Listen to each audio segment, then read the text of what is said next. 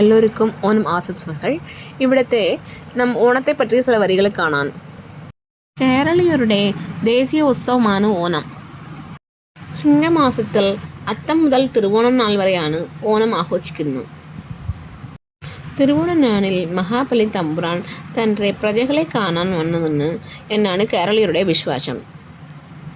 കാണം വിറ്റും ഓണം ഉണ്ണെന്ന് എന്നാണ് പഴമൊഴി.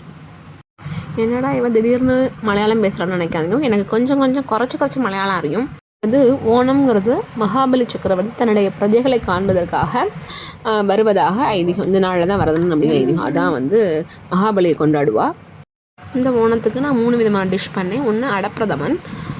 அடப்பிரதமன் கொஞ்சம் சொதப்பலாக எடுத்து அது அரிசி மாவில் பண்ணுறது. அது நம்ம அரிசி மாவை கரைச்சி வேக விட்டுட்டு பின்ன அதை வெள்ளைப்பாகில் போடும்போது அந்த ரொம்ப தேறிண்டு கெட்டியாக போயிடுத்து.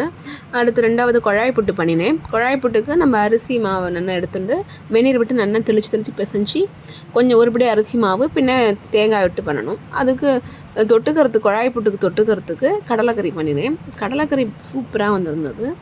அது தனியாகவே ஒரு வீடியோவில் நான் எப்படி பண்ணணும்னு சொல்கிறேன்.